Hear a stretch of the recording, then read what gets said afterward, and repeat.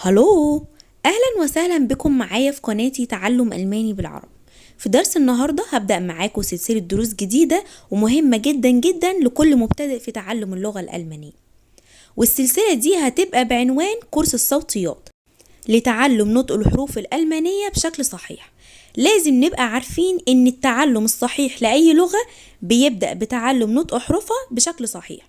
عشان كده في السلسلة دي هقدم لكم كل ما يتعلق بحروف الأبجدية الألمانية ونطقها بشكل صحيح وقواعدها بالتفصيل. ومحتوى الكورس سيكون كالتالي: أولا، في هذا الدرس هنبدأ بدراسة الحروف الأبجدية ونطقها بشكل صحيح، وده هيبقى درسنا الأول بتاع النهاردة.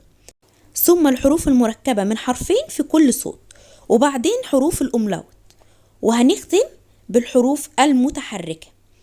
يلا بينا نبدأ بقى درس النهاردة.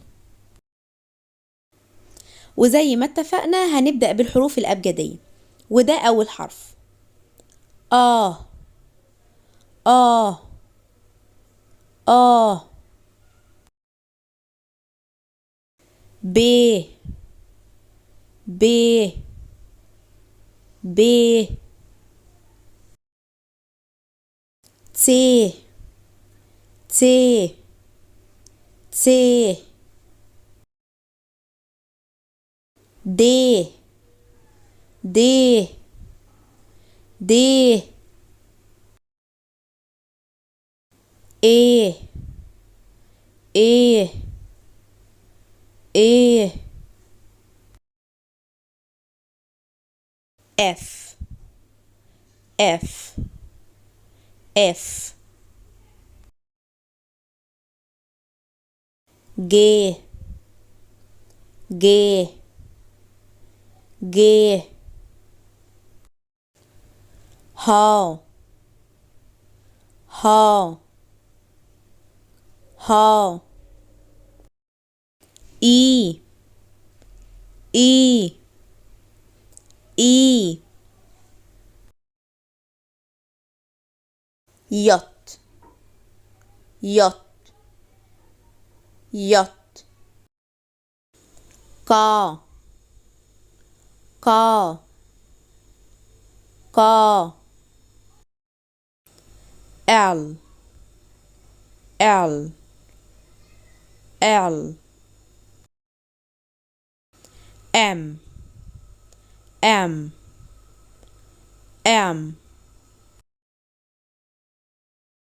ان ان ان. او او او. ب ب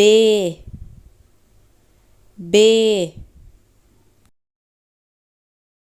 كو كو كو. اغ اغ اغ. اس اس اس. تي تي تي. او او او. فاو فاو فاو.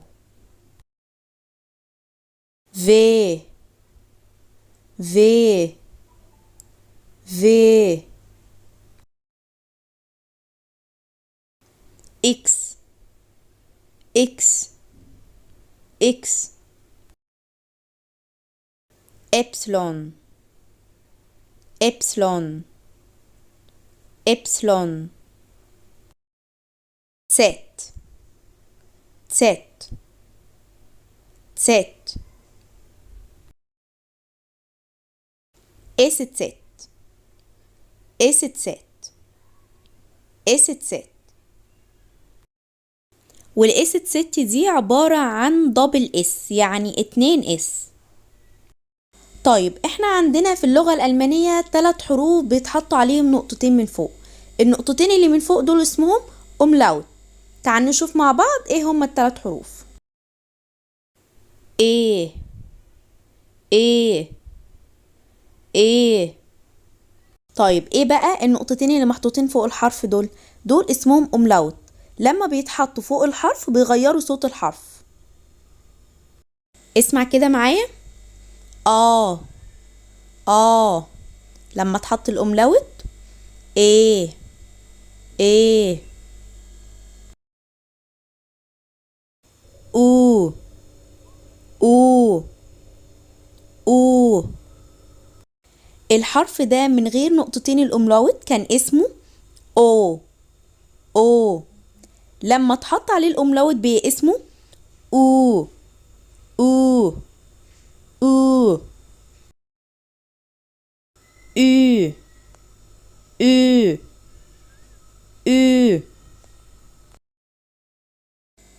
وبكده النهاردة نكون خلصنا درس الحروف الأبجدية. Das Alphabet. Tschüss.